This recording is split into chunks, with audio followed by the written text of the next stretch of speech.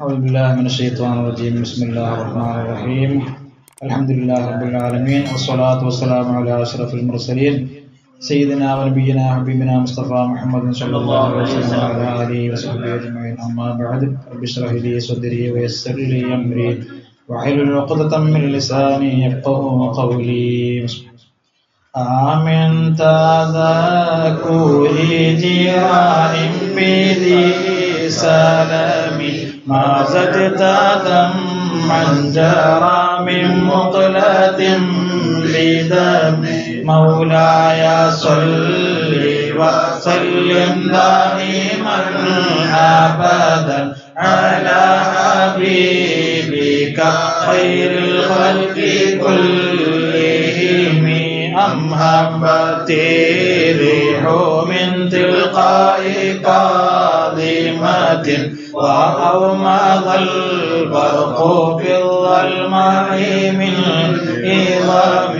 مولاي صل وسلم دائما أبدا على حبيبك خير الخلق كلهم. فما لعينيك إن قلت كفوفها متى، وما لقلبك إن قلت استفيق يهيمي. مولاي صل وسلم دائما أبدا على حبيبك خير الخلق كلهم. ഹബീബിന സയ്യിദുന മുഹമ്മദ് റസൂലുള്ളാഹി സ്വല്ലല്ലാഹു അലൈഹി വസല്ലം പരിശുദ്ധമായ മദ്ഹാണ് നമ്മൾ എന്താക്കുന്നത്, പഠിക്കാൻ പോകുന്നത്. അല്ലാഹു സുബ്ഹാനഹു വ തആല ഈ ഖസീദത്തുൽ ബുർദ പഠിക്കുന്നതിന് കാരണമായിട്ട് റസൂലുള്ളാഹിലേക്ക് കൂടുതൽ അടുക്കാൻ നമുക്ക് തൗഫീഖ് നൽകട്ടെ. ഖൽബ് കൊണ്ട് റസൂലുള്ളാഹിനെ സ്നേഹിക്കുവാനും ളാഹിർ റസൂലുള്ളാഹിനെ ഇത്തിബാ ചെയ്യാനും അല്ലാഹു തൗഫീഖ് നൽകട്ടെ. ആമീൻ വറഹ്മത്തുക യാ അർഹമർ റഹീമീൻ. ബഹുമാനപ്പെട്ട ബുസൈനിയുമ ആരംഭിക്കുകയാണ്. മുഖദ്ദിമ നമ്മൾ എന്താക്കി വളരെ വിശദമായിട്ട് കഴിഞ്ഞ ക്ലാസ്സിൽ പറഞ്ഞു. നമ്മളെ വിശദീകരിച്ചതുപോലെ 10 ഭാഗങ്ങളായിട്ട് ഇതിനെ പിന്നീട് വന്ന മഹാന്മാരാണ് എന്താക്കിയത്, തിരിച്ചത്. അത് ബുർദ പഠിക്കുന്നവർക്കും അതേപോലെ ബുർദ മന്ത്രിക്കുന്നവർക്കും അങ്ങനെ പാരായണം ചെയ്യുന്നവർക്കൊക്കെ ഒരു സഹായകമായിട്ട് 10 വിഷയങ്ങൾ അവർക്ക് അതിൽ കണ്ടെത്തിയപ്പോൾ 10 ഭാഗങ്ങളാക്കി എന്താക്കി അവർ തിരിച്ചു. അതിൽ ഒന്നാമത്തതാണ് നമ്മൾ പഠിക്കുന്നത്. അതിനെ അറബിയിൽ പിന്നെ അൽ ഗസലു വശക്വൽ വറാമി എന്ന് ഇതിന്റെ കിതാബിൽ കാണാം. ഗസൽ എന്നുള്ളത് നമ്മൾ സാധാരണ ചിലപ്പോൾ ഈ ഹിന്ദി പാട്ടിലൊക്കെ കാണാം, ഗസൽ ഗാനങ്ങൾ അല്ലെ. ഈ ഗസൽ എന്ന് പറഞ്ഞാൽ അറബിയിലും എന്തുണ്ട്, അതിന്റെ വിശദീകരണം താൻ പ്രേമിക്കുന്ന, താൻ അനുരാഗം വെക്കുന്ന, ഹുബ്ബ് വെക്കുന്ന ഒരാളെ കുറിച്ചുള്ള മദ്ഹ് ഗീതങ്ങൾ ഇങ്ങനെ പാടിയിട്ട് അതിലിങ്ങനെ ലയിച്ച് നടക്കുക. ഇപ്പോൾ എൻ്റെ കൂടെ എൻ്റെ മെഹബൂബില്ലല്ലോ എന്നുള്ള ആ ചിന്തകളിൽ ഇങ്ങനെ കരഞ്ഞിങ്ങനെ ഉറക്കമൊഴിച്ച് ജീവിതം തള്ളി നീക്കുന്ന ഒരവസ്ഥയാണെന്ത് ശരിക്ക് ഗസൽ എന്ന് പറഞ്ഞാൽ. അപ്പോ ഇതിൽ നിന്ന് മനസ്സിലാകുന്നത്, ഇതിന്റെ ശരീഹങ്ങൾ പറയുന്നു, ഒരു അറബി ഭാഷയിൽ ഒരു ഖസീദ അല്ലെങ്കിൽ ഒരു ബൈത്ത് രചിക്കുമ്പോൾ ഉണ്ടാകേണ്ട എല്ലാ കാര്യങ്ങളും ഉൾക്കൊള്ളിച്ചുകൊണ്ട് അതിന്റെ സൗന്ദര്യം ഒട്ടും ചോർന്നു പോവാതെ വളരെ മനോഹരമായിട്ടാണ് ഹബീബിന റസൂലുള്ളാഹി സ്വല്ലല്ലാഹു അലൈഹി വസല്ലമയുടെ മദ്ഹ് ഗീതം മഹാൻ ആലപിച്ചത്, ഉണ്ടാക്കിയത്. അത്രയും സാഹിത്യ സമ്പുഷ്ടമായ രീതിയിൽ. അപ്പോ ഈ ബൈത്ത് ആദ്യമായി ഇതിൽ എന്താണോ പ്രതിപാദിക്കുന്നത് എന്ന് പോലും അറിയാത്തൊരു മനുഷ്യൻ ആദ്യമായി ബൈത്ത് ഇങ്ങോട്ട് കേൾക്കുമ്പോൾ എന്താണിത്, ഈ ബൈത്ത് കൊണ്ട് ഉദ്ദേശിക്കുന്നത്, ഇതിലുള്ള വിഷയം എന്താണെന്ന് മനസ്സിലാകുന്ന രീതിയിലാണ് മുമ്പ് സൽമയെക്കുറിച്ചും ലൈലയെക്കുറിച്ചും ഒക്കെ പലരും പാടിയിട്ടുണ്ട്. ഇപ്പോൾ അവരൊക്കെ ഉപയോഗിച്ച ആ വളരെ സാഹിത്യ സമ്പുഷ്ടമായ രീതിയിലായിരുന്നു. ബൈത്ത് ആരംഭിക്കുമ്പോൾ തന്നെ ഹബീബിന്റെ സ്നേഹത്തിൽ ലയിച്ചു നിൽക്കുന്ന, ഹബീബിന്റെ കൂടെ ഇപ്പോൾ ഇല്ലല്ലോ എന്നുള്ള ആ ദുഃഖം പങ്കുവെക്കുന്ന, ഹബീബിനെ ഓർത്ത് കരഞ്ഞ് കരഞ്ഞ് കരഞ്ഞ് ഉറക്കമുളച്ച് കണ്ണിൽ കണ്ണുനീര് പോലും പറ്റി രക്തം കണ്ണിൽ നിന്നും വരുന്ന രീതിയിൽ അതിശക്തമായി കരഞ്ഞുകൊണ്ടിരിക്കുന്ന ഒരു ആളെയാണ് നമ്മുടെ മുമ്പിലേക്ക് എന്താക്കുന്നത് ഹുസൈൻ ഇമാം സമർപ്പിക്കുന്നത്. അപ്പൊ ഈ ഖസീദ നമ്മൾ ആദ്യമായിട്ട് ഇതിനെ പഠിക്കാൻ ആരംഭിക്കുമ്പോൾ നമ്മുടെ കൺമുമ്പിൽ കാണേണ്ട ഒരു രൂപം ഹബീബായ റസൂലുള്ളാഹി സ്വല്ലല്ലാഹു അലൈഹി വസല്ലം സ്നേഹിച്ചിട്ട് ആ ഓർമ്മയിൽ ഇങ്ങനെ കരയുന്ന ഒരു മനുഷ്യൻ, ഒരുപാട് കരഞ്ഞിട്ട് ക്ഷീണിതനായിട്ടുണ്ട്. ഹബീബിന്റെ ഓർമ്മകൾ തഴുകിത്തലോടിയെത്തുമ്പോൾ പലപ്പോഴും ഉറക്കമില്ലാതെ ഉണർന്നിരുന്ന രാവുകൾ, അങ്ങനെ ഉറക്കമെടുക്കുളച്ചും അതേപോലെ തന്നെ ഒരുപാട് കരഞ്ഞും ശരീരം ശോഷിച്ച് മെലിഞ്ഞൊട്ടിയ ഒരു മനുഷ്യനെ നമ്മളിങ്ങനെ കാണുക. ആ മനുഷ്യനോടാണ് ആര് ചോദിക്കുന്നത്? ഹുസൈൻ ഇമാം ചോദിക്കുന്നത്. അത് നമ്മളിപ്പോ ഒന്ന് ഗസൽ ഇനത്തിലാണ് ആദ്യത്തെ സെക്ഷൻ വരുന്നത്. അതിന് വളരെ സാഹിത്യ സമ്പുഷ്ടമായ ഒരു രീതിയാണ്. ഒരു പ്രേമകാവ്യം രചിക്കുമ്പോൾ അതിൽ ആദ്യത്തെ സെക്ഷൻ എന്തായിരിക്കും? ആ പ്രേമഭാചനത്തിന് എനിക്കിപ്പോ നഷ്ടപ്പെട്ടല്ലോ, എന്റെ കൂടെ ഇല്ലല്ലോ, അവൾ എന്റെ കൂടെ ഇല്ലല്ലോ എന്നുള്ള ആ ചിന്തയിൽ പാട്ടുപാടി നടക്കുന്ന ഒരു മജ്നൂനായ ഒരു മനുഷ്യൻ. ഇത് വളരെ മനോഹരമാണ് തുടക്കം. മാത്രമല്ല ഈ രണ്ടാമത് ഞാൻ പറഞ്ഞ ഒരാളുടെ ഒരു രൂപം ഇങ്ങനെ സങ്കല്പിച്ചിട്ട് ആ മനുഷ്യനോട് ചോദിക്കുകയാണ്. അതിന് തജ്രീദ് എന്ന് പറയും. തജ്രീദ് എന്ന് പറഞ്ഞാൽ സ്വന്തം നഫ്സിൽ നിന്നും മറ്റൊരാളെ സങ്കല്പിച്ചിട്ട്. ബുസൈരിമാം ഇവിടെയുണ്ട്. ബുസൈരിമാമിനെ പോലോത്ത ഒരാളെ ഇങ്ങനെ മുമ്പിൽ സങ്കല്പിച്ചിട്ട് ആ മനുഷ്യനോട് ഇങ്ങനെ ചോദിക്കുക. അപ്പൊ നമ്മള് ജോലി കഴിഞ്ഞ റൂമിലേക്ക്, ഒരു ഉദാഹരണം പറഞ്ഞ റൂമിലേക്ക് ഇങ്ങനെ വരുമ്പോ വേറെ ആരുമില്ല, ജോലി കഴിഞ്ഞ് വന്ന ഒരാളവിടെ ഇരിക്കുന്നുണ്ട്, അല്ലെങ്കിൽ വിസിറ്റ് വിസയിലുള്ള ഒരാളവിടെ ഇരിക്കുന്നു റൂമിൽ. അവൻ സാധാരണ പോലെ നമ്മളോട് സംസാരിക്കുന്നില്ല, അവരിങ്ങനെ കരഞ്ഞിരിക്കുകയാണ്.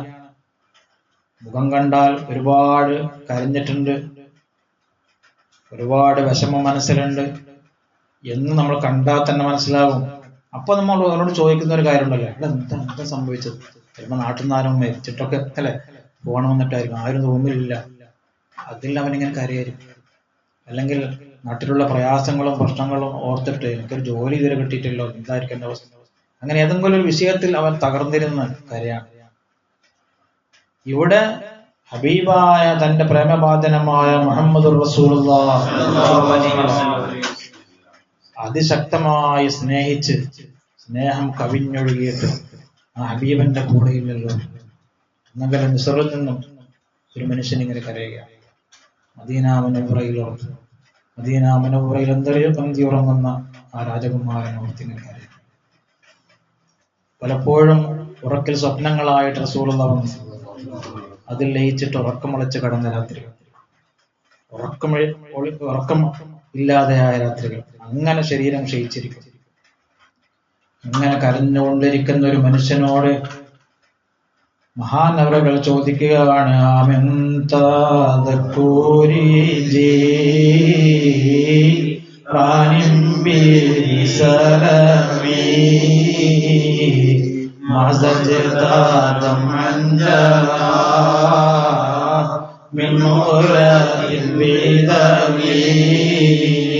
മൗലായ സല്ലി വസല്ലിം അലാ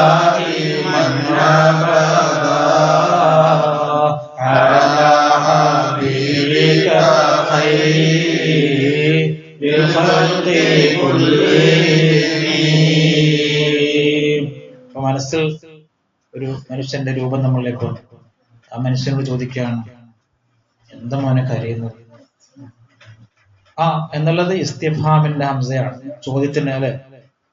നമ്മൾ സാധാരണ അറബിയിൽ എന്തെങ്കിലും ചോദിക്കുമ്പോ അത് സയ്യിദാണോ എന്നുള്ള ഇസ്തിഫാമിന്റെ ചോദ്യമാണ്. മിൻ എന്നുള്ളത് സാധാരണ മിൻ എന്നുള്ളതിന്റെ അർത്ഥം എന്താണ്? ഇപ്പൊ മിനൽ ബൈത്തി, വീട്ടിൽ നിന്നും ഞാൻ പോയി, അതിൽ നിന്നും മിനൽ ജൈബി, കിശയിൽ നിന്നും എന്നാണ് സാധാരണ അർത്ഥം കൊടുക്കാറുള്ളത്. ഇവിടെ മിൻ എന്നുള്ളത് ലാമിന്റെ അർത്ഥമാണ്. അതായത് ലി തദക്കുരി, ഓർത്തത് കൊണ്ടാണോ നിങ്ങൾ കരഞ്ഞുകൊണ്ടിരിക്കുന്നത്? ആരോർത്തത് കൊണ്ട്? ജീറാനിം ബിദി സലമി, യെരൂസലമിലുള്ള ഒരു നാടിന്റെ പേരാണ്. അയൽവാസികൾ ഓർത്തിട്ടാണോ ഇങ്ങനെ കരഞ്ഞുകൊണ്ടിരിക്കുന്നത്? കരഞ്ഞുകൊണ്ടിരിക്കുന്ന അർത്ഥം പിന്നെ വരുന്നുണ്ട്. ഓർത്തിട്ടാണോ?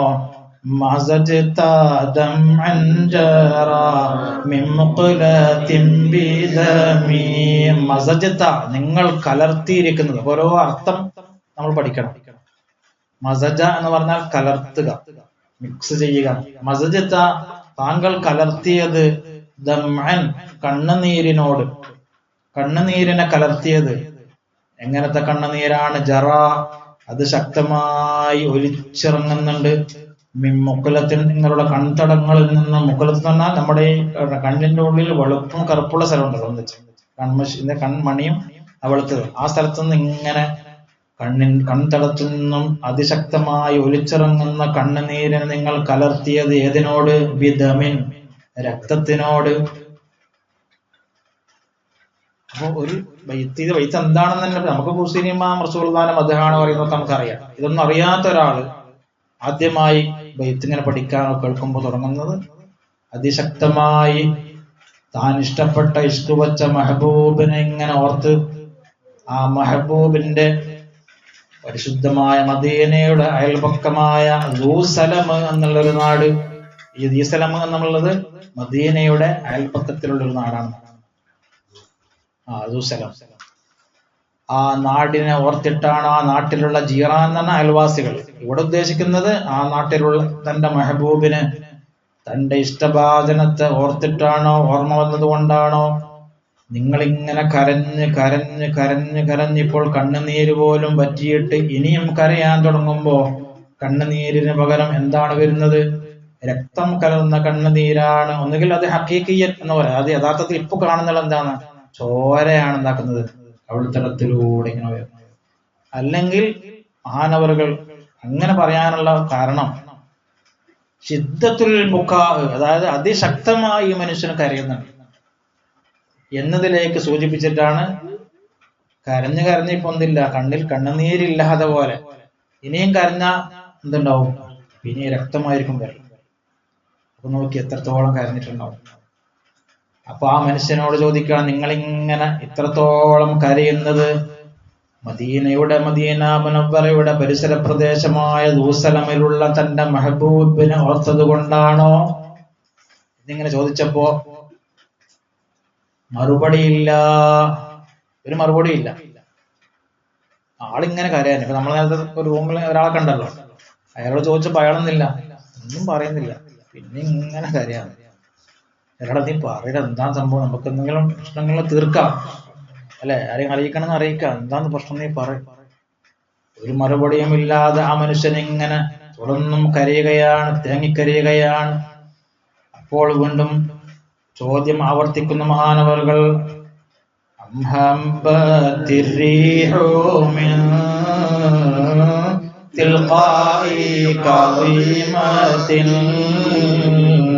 وأومض البرق في والماء من عظامي مولاي صل وسلم دائما أبدا على حبيبك خير الخلق كلهم. വീണ്ടും ചോദിക്കുകയാണ്, അല്ല നീ കരയുന്നതിന്റെ കാരണം നിന്റെ കണ്ണുനീര് രക്തവുമായി ഇങ്ങനെ കലർന്ന് അതിശക്തമായി ഇങ്ങനെ തുടർച്ചയായി കരയാനുള്ള കാരണം അതല്ലെങ്കിൽ? ആദ്യം ഒരു ചോദ്യം ചോദിച്ചല്ലോ, എന്ത്? ദീസലമിലുള്ള തന്റെ മെഹബൂബിന് ഇഷ്ടഭാജനത്തെ ഓർത്തത് കൊണ്ടാണ്. ഇനി അങ്ങനെയല്ലെങ്കിൽ അംഹംബത്തിർരീഹു, കാറ്റടിച്ച് വീശുന്നത് അനുഭവിച്ചിട്ടാണോ? അതായത് ഒരു ഭാഗത്ത് ഇങ്ങനെ ഇളം കാറ്റിങ്ങനെ വരുന്നത്. മിൻ തിൽഖായി കാളിമത്തിൻ, തിൽഖാ എന്ന് പറഞ്ഞാൽ ജിഹത്ത് എന്നുള്ള അർത്ഥം. കാളിമയുടെ ഭാഗത്ത് നിന്ന് മിൻ ജിഹത്തി കാളിമത്തിൻ, അതും മഹാന്മാർ എന്താണ് കാളിമ? കാളിമ എന്നുള്ളതും മക്കയുടെയും മദീനയുടെയും ഇടയിലുള്ള, ആ മദീനയോട് അടുത്ത ഒരു സ്ഥലമാണ് കാളിമ.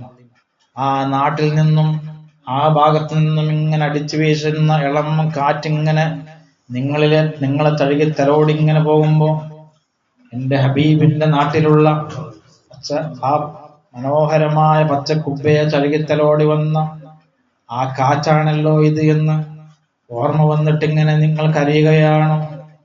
ഓക്കെ, എന്തൊരു മനോഹരമായ ഒരു അവതരണമല്ലേ.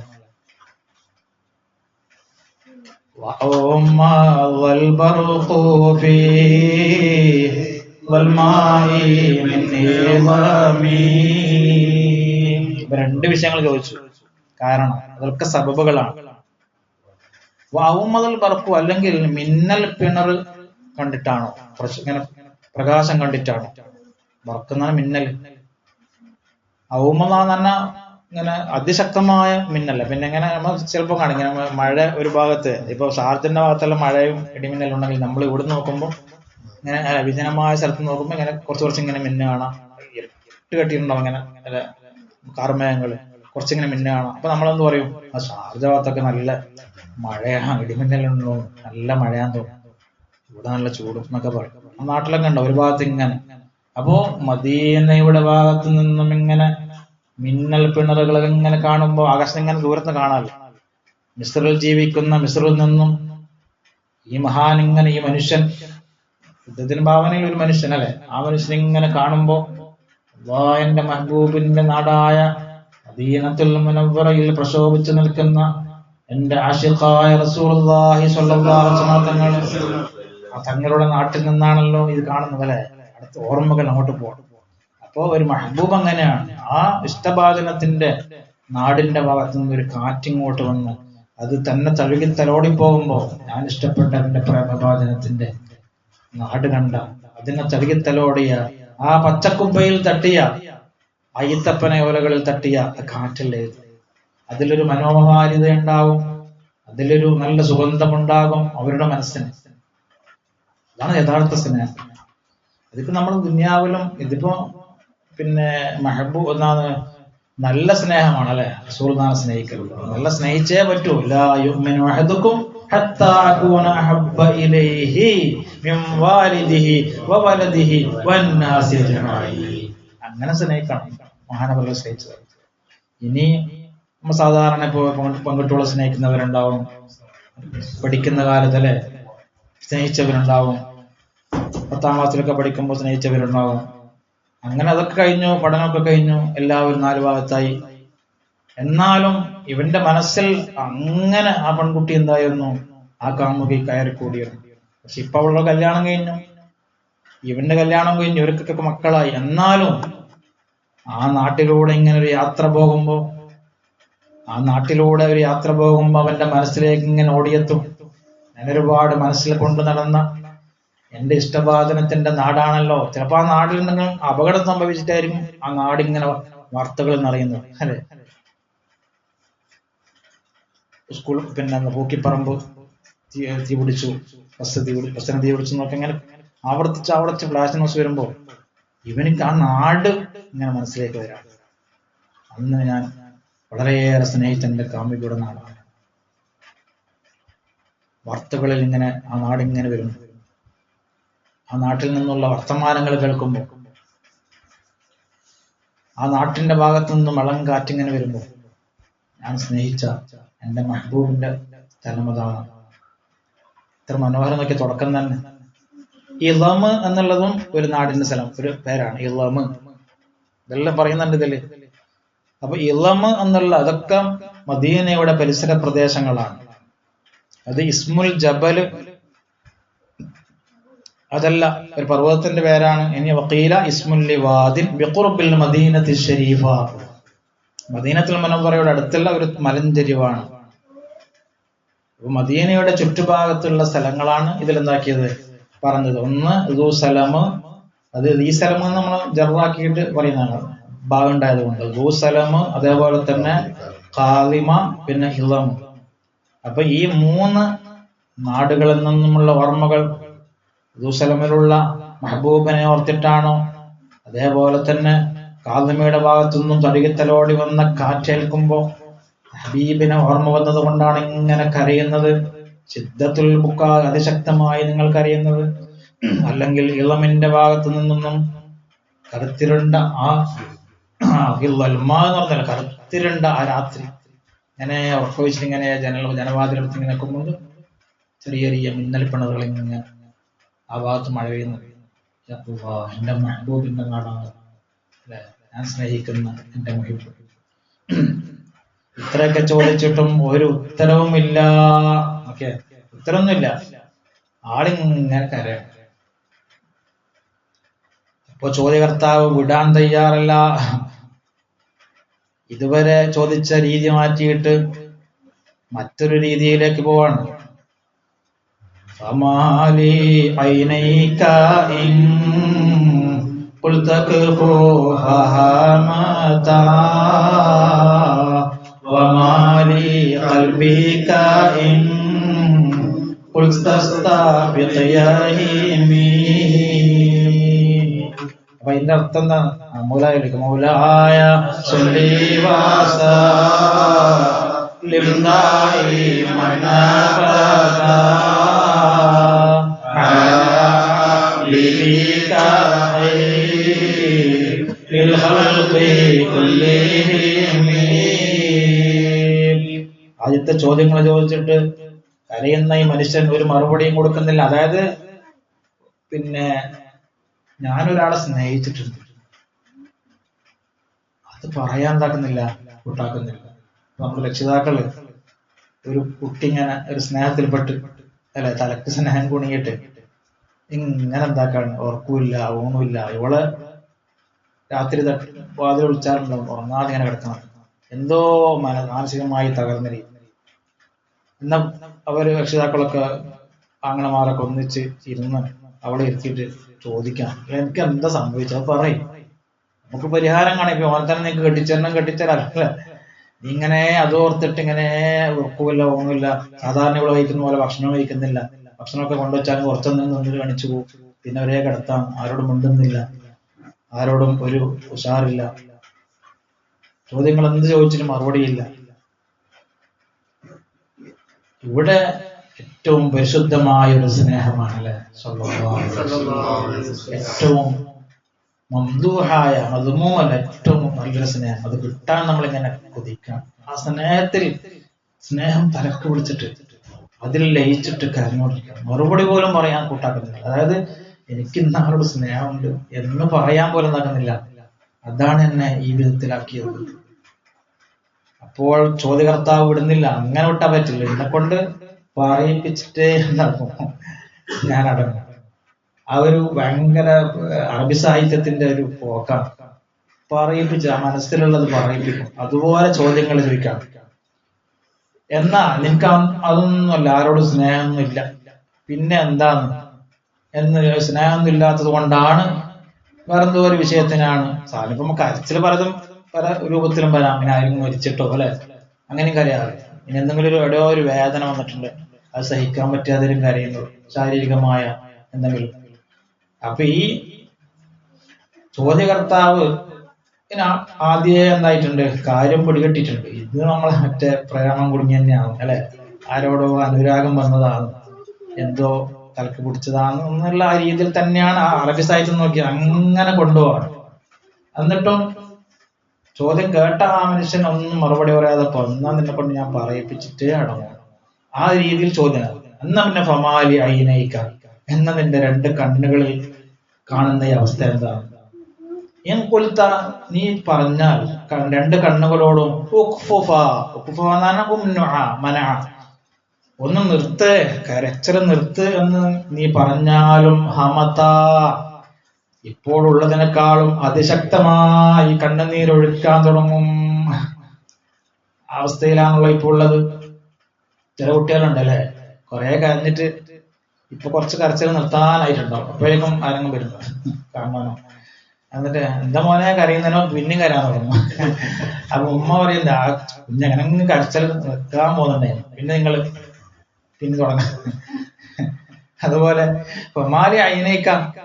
എന്നാലേ ഞാൻ ഒരു കാര്യം ചോദിക്കട്ടെ, നിങ്ങൾ രണ്ട് കണ്ണുകൾ ഈ കൊളുത്ത ഇപ്പൊ ഈ കരയുന്ന കണ്ണുകളോട് നിങ്ങൾ പറയാൻ മതി, കരച്ചിലൊക്കെ നിർത്ത് എന്ന് പറഞ്ഞാലോ ഹമത അതിശക്തമായി വീണ്ടും കരച്ചിൽ തുടരും. ഒമാലി ഖൽബിക എന്നാൽ നിങ്ങളുടെ കൽബിനോട് അതിന്റെ അവസ്ഥ എന്താണ്? കൊളുത്ത കൽബിനോട് നിങ്ങൾ പറയുന്നു ഇസ്തഫിഖ്. ഇസ്തഫിഖ് എന്ന് പറഞ്ഞാൽ ഇപ്പൊ ഒരു അബോധ ലോകത്താണുള്ളത്, ഈ സ്നേഹത്തിൽ കുടുങ്ങിയിട്ട് സ്നേഹം തലക്ക് പിടിച്ച പോലെ ഏതോ ഒരു ലോകത്താണ്. ശരിക്ക് പിന്നെ ഇസ്തഫക്ക എന്ന് പറഞ്ഞാൽ ഒരാൾ ബോധക്ഷയം സംഭവിച്ചിട്ട്, അഫാക്ക എന്ന് പറഞ്ഞാൽ അറബിയില് ബോധം തെളിയുന്നതിനാണ്. ഈ ഫിഖ്ഹിലൊക്കെ കാണാം, ബോധം സംഭവിച്ചു, ബോധം കെട്ട് വീണ് ഒരാഴ്ച അങ്ങനെ ബോധമില്ലാതെ കോമയിലായി, പിന്നെ അഫാക്ക എന്തായി, ബോധം വന്നാൽ ആ നിസ്കാരം കഥ കൂട്ടണമെന്നൊക്കെ ചർച്ച വരുമല്ലോ. അപ്പോൾ അഫാക്ക എന്ന് പറഞ്ഞാൽ ഇസ്തഫിഖ്, അതായത് ഒന്ന് സ്വബോധത്തിലേക്ക് തിരിച്ചു വരൂ ഇങ്ങനെ കരഞ്ഞിട്ട് എന്ന് കൽബിനോട് നിങ്ങൾ പറഞ്ഞാലോ, യഹിമി, അതിന് കൂട്ടാക്കാതെ ഇപ്പോഴെങ്ങനെയാ ഉള്ളത്, അതിനേക്കാളും സ്നേഹത്തിന്റെ ആഴത്തിലേക്ക് എന്താവും, ഒരു മജ്നൂനിനെ പോലെ കൽബ് പോകുന്നു. അതിൽ നിന്ന് പിന്മാറാൻ നിങ്ങൾ ആര് പറഞ്ഞാലും ഞാൻ കൂട്ടാക്കിയില്ല. നേരത്തെ പെൺകുട്ടിന്റെ കഥ നമ്മൾ പറഞ്ഞു അല്ലേ, ഇനി നിങ്ങൾ എന്ത് പറഞ്ഞാലും കോടതിയിൽ തന്നെ കൊണ്ടുപോയാലും ഞാൻ എന്തായില്ല, ഞാൻ അവന്റെ കൂടെ തന്നെ എന്നില്ല ഒരു വാശിയുണ്ടോ. അപ്പൊ ഈ ചോദ്യകർത്താവ് ചോദിക്കാണ്, ഒരു തെളിവ് പോലെ നിങ്ങൾ ഈ ഒലിച്ചിറങ്ങുന്ന ഈ കണ്ണുനീര് അത് നിർത്താൻ വേണ്ടി നിങ്ങൾ കണ്ണിനോട് പറഞ്ഞോക്കെ അതിശക്തമായി കരയും. കൽബ് പോലും ഒന്ന് സ്വബോധത്തിലേക്ക് വാ, നിങ്ങൾ ഏതോ ഒരു ലോകത്തായിട്ടുള്ളത്. മദീന മുനവ്വറയിലെ ആ രാജകുമാരനെ സ്നേഹിച്ച് സ്വല്ലല്ലാഹു അലൈഹി വസല്ലം ആ ലോകത്താണ്. ഒന്ന് സ്വബോധത്തിലേക്ക് വാ എന്ന് പറഞ്ഞിട്ട് കൽബിനോടൊന്ന് പറഞ്ഞാലും കൽബ് കൂട്ടാക്കാതെ വീണ്ടും അഗാധമായ സ്നേഹത്തിന്റെ അനന്തതയിലേക്ക് ഇങ്ങനെ പോകും. എന്നിട്ട് ചോദിക്കാണെന്ത്, അയഹ്സബു സ്വബ്ബു അന്നൽ ഹുബ്ബ മുൻകതീമുൻ വബൈന മുൻസജിമിൻ മിൻഹു വമുതരിമി ശല്ലി വസല്ലിം ദായിമൻ അബദാ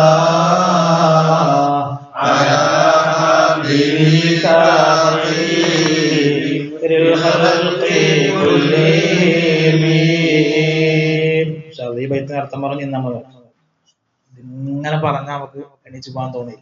അതാണ് സമയം ഇങ്ങനെ ഞാൻ നേരത്തെ നിർത്തണൊക്കെ വിചാരിച്ച.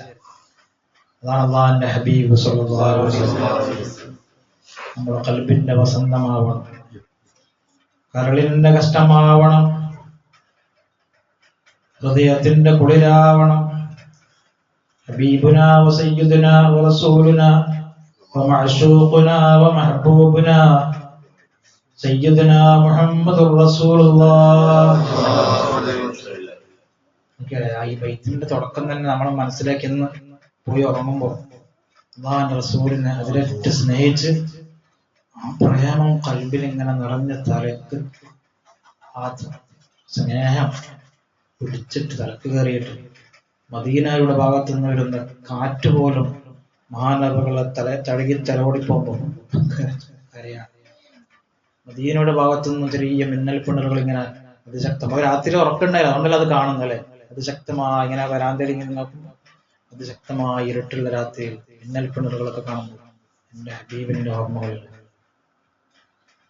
എന്നിട്ട് മഹാൻ ചോദിക്കുകയാണ് ആ മനുഷ്യനോട്, എന്ത് നിങ്ങൾ മറച്ചു വെച്ചിട്ടും കാര്യമില്ല, അതായത് മറുപടി പറയുന്നില്ല, എനിക്കിങ്ങനെ ഒരു സ്നേഹത്തിൽ കുടുങ്ങിയതാണ് ഞാൻ, അതുകൊണ്ടാണ് എന്റെ അവസ്ഥ ഇങ്ങനെ എന്ന് പറയാൻ കൂട്ടാക്കുന്നില്ല. അപ്പൊ പറയാന്ന്, പറഞ്ഞ മോനെ ഇനി ഇങ്ങനെ മറച്ചു വെച്ചിട്ട് കാര്യമില്ല. സ്വബ്ബ് എന്ന് പറഞ്ഞാൽ അതിശക്തമായി സ്നേഹിക്കുന്ന മുഹിബിനാണ് സ്വബ്ബ് എന്ന് പറയുന്നത്. ആ സ്വബ്ബ് വിചാരിക്കുന്നുണ്ടാ അന്നൽ ഹുബ്ബ മുൻകത്തിമോൻ, ഈ കൽബിൽ കുടുങ്ങിയ സ്നേഹം അത് ആരോടും പറയാതെ ഇങ്ങനെ എപ്പോഴും ഇങ്ങനെ മറച്ചു വെച്ച് നടക്കാ എന്ന് വിചാരിക്കുന്നുണ്ടാ. ഒന്നും നടക്കുന്ന കാര്യമല്ല. അത് ഇസ്തിഫാം ഇൻകാരി എന്ന് പറയും. അത് ഈ അലിഫുണ്ടല്ലോ ഹംസ, അങ്ങനെ നടക്കില്ല, നടക്കുന്ന കാര്യമില്ല ലോകത്ത്. എങ്ങനെ ഒരു ദിവസം ഉണ്ടാക്കേണ്ടി വരും, അത് പറയേണ്ടി വരും. അതുകൊണ്ട് ഇപ്പൊ തന്നെ പറഞ്ഞോ, എനിക്ക് ഇങ്ങനെ ചോദിച്ചുകൊണ്ടിരിക്കണം. അയഹ്സബു സ്വബ്ബു, സ്നേഹിക്കുന്ന ഒരാൾ വിചാരിക്കുന്നുണ്ടോ, അന്നൽ ഹുബ്ബ മുൻകതിമുൻ, ഇങ്ങനെയുള്ള ഒരു സ്നേഹം ഇത്രയും നിങ്ങൾ കണ്ടാൽ തന്നെ മനസ്സിലാവും ഏതോ ഒരു സ്നേഹത്തിൽ കുടുങ്ങിയിട്ടുണ്ട്. ഈ ഒരു സ്നേഹം ഇങ്ങനെ ഇത്രയും ചോദിച്ചിട്ടും പറയാതെ ഒരുപാട് കാലം മറച്ചു വെച്ച് ഇങ്ങനെ കൊണ്ടു നടക്കാന്ന് വിചാരിക്കുന്നുണ്ടാ? ഇല്ല. കാരണം തെളിവുകളുണ്ട്.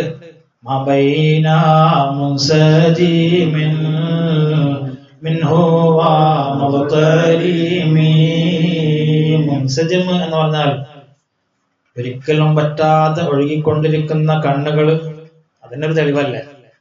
എപ്പം മൂപ്പരെ കണ്ടാൽ കരച്ചിലോട് കരച്ചിൽ. എപ്പോഴും പിടച്ചുകൊണ്ടിരിക്കുന്ന മുസ്തഈൽ, മുദത്തരീം എന്ന് പറഞ്ഞാൽ അതിചൂടിൽ ഇങ്ങനെ തിളച്ചുകൊണ്ടിരിക്കുന്ന കൽബ്, സ്നേഹം ഇങ്ങനെ നിറഞ്ഞിട്ട് എന്താ ചെയ്യുന്നത്. ഈ രണ്ട് വ്യക്തമായ തെളിവുകൾ ഇങ്ങനെ ഉണ്ടായിരിക്കെ പിന്നെ ഈ നിങ്ങൾക്ക് ആരോട് സ്നേഹമില്ല, അതോ ഈ മറുപടി പറയാത്തതിൽ നിന്നും മൗനം സമ്മതം പോലെ അല്ലെ. ഞാൻ ചിലപ്പോ കുട്ടിയോട് ഇങ്ങനെ ചോദിച്ചു, നീ പറയും ആരോടൊന്നും സ്നേഹം ഉണ്ടാവും. ചിലപ്പോ ഈ കല്യാണമൊക്കെ ഉറപ്പിക്കുന്ന സമയത്തായിരിക്കും ഇവരോട് ചോദിച്ചൊന്നും പറയില്ല, അന്ന് ഇല്ലാന്ന് പറഞ്ഞുകൂടാ, എന്നാ പിന്നെ വേറെ ചെക്കൻ നമുക്ക് നോക്കാം. അപ്പൊ പറയാതിരിക്കുമ്പോ അതിന്റെ മറുപടി എന്താണെന്ന് മനസ്സിലാകുന്നു, ആരോടോ എന്തോ ലൈനുണ്ട്, അതൊന്നാ ഇങ്ങനെ പറയാതൊക്കെ എന്നാ പിന്നെ പറഞ്ഞോ. നമ്മളെ മനസ്സിലാവാൻ വേണ്ടിയാണ് ഇങ്ങനത്തെ ഉദാഹരണം പറയുന്നത്. അതായത് ഭൗതികമായ ഉദാഹരണങ്ങൾ. മഹബത്ത് എന്ന് പറഞ്ഞാൽ അങ്ങനെ കൽബിൽ അങ്ങോട്ട് കുടുങ്ങിയല്ല, പിന്നെ അതാരും പിടിച്ചു വലിച്ചാൽ ചിലപ്പോ ഇവര് തമ്മിൽ കല്യാണം കഴിക്കാൻ രണ്ട് വീട്ടുകാർ സമ്മതിച്ചിട്ടില്ലെങ്കിൽ അവരുദ്ദേശിക്കുന്നതാണ് ജീവിതമല്ല, പിന്നെ ഒന്നിച്ച് മരിക്കണം. റെയിൽവേ ട്രാക്കിൽ പോയി ഒന്നിച്ച് കെട്ടിപ്പിടിച്ച് അതിശക്തമായി കുതിച്ചു വരുന്ന ട്രെയിൻ മുമ്പിൽ ഒന്നിച്ച് മരിക്കാം. ഞങ്ങൾക്ക് ജീവിക്കണമെങ്കിൽ ഞങ്ങൾക്ക് എന്താക്കണം, ഒന്നിച്ചേ ജീവിക്കാൻ പറ്റും, ഇല്ലെങ്കിൽ ഞങ്ങൾ ഒന്നിച്ച് മരിക്കാം. അപ്പൊ കൽബിലങ്ങോട്ട് സ്നേഹം കുടുങ്ങിക്കഴിഞ്ഞാൽ അത് മജ്നൂനെ പോലെ ആയിട്ട് എന്താണ് ആലയിലാണ് മജ്നൂൻ. അതാണ് മഹാന്മാരോട് പറയുന്നത്, ഇവിടെ സ്നേഹിച്ചത് ഈ മനുഷ്യനെ രൂപപ്പെടുത്തുന്നവരാണ്. ഈ സ്നേഹം കുടുങ്ങി നിൽക്കുന്ന ആള് ലൈലയെ സ്നേഹിച്ചവരല്ല, സലമയെ സ്നേഹിച്ചിട്ട് ഇങ്ങനെ മത്ത് പിടിച്ചതുപോലെ നടക്കുന്നവരല്ല, പിന്നെ സ്നേഹിക്കാൻ അർഹതപ്പെട്ട മദീന മുനവ്വറയിലെ രാജകുമാരൻ മുഹമ്മദുർ റസൂലുള്ളാഹി. അങ്ങോട്ടും സ്നേഹം നടന്നിട്ട് ഇപ്പൊ ഒന്നും മനസ്സിലാകുന്നില്ല. ചോദ്യകർത്താവ് ഇങ്ങനെ ചോദിച്ചിട്ടും പറയുന്നില്ല, മൗനം. പിന്നെ ഓരോ തെളിവുകൾ ഉദ്ധരിച്ചിട്ട് മഹാനവറുകൾ ആ മനുഷ്യനോട് ഇങ്ങനെ ചോദിക്കും. ഇൻഷാ അല്ലാഹ് അപ്പൊ നമ്മുടെ മനസ്സിൽ ഇത്ര ഒരു ചിത്രം ബാക്കി വെച്ചിട്ട് നമ്മൾ നോക്കണം അടുത്ത ക്ലാസ്സിലേക്ക് വരാം. ഇങ്ങനെ ഒപ്പറെ കൊണ്ട് പറയിപ്പിക്കാൻ പറ്റും. ഇങ്ങനെ ചോദിച്ചിട്ട് ഇങ്ങനെ ലാസ്റ്റ് പറയുന്നുണ്ട്, എവിടെ കുറേ അങ്ങോട്ട് എത്തിക്കാൻ തോന്നുന്നു. വല്ലാത്തൊരു നഅം എന്ന് പറഞ്ഞിട്ടൊരു ബൈത്ത് വരുന്നുണ്ട്. നഅം അതാണ് അടുത്ത പേജിൽ കാണുക. നഅം സറാ ത്വയ്ഫു മൻ അഹ്വാ ഫറഖനി എന്ന് പറഞ്ഞിട്ടൊരു ബൈത്ത് വരുന്നുണ്ട്. അതുവരെ മഹാനവറുകൾ സമ്മതിക്കുന്നില്ല. ചോദിച്ച് അവസാനം പറയാണ് നഅം, എന്നാ പിന്നെ ഞാൻ സമ്മതിക്കാം. അതിനത്രയും ഉത്തരം മുട്ടി. ഇനി പല വിധത്തിലും തിരിച്ചും മറിച്ചും തെളിവുകൾ ഉദ്ധരിച്ചും എല്ലാം ചോദിച്ചിട്ട് അവസാനം പറയണത് നഅം, അതെ എനിക്ക് ഒരാളുടെ സ്നേഹമുണ്ട്.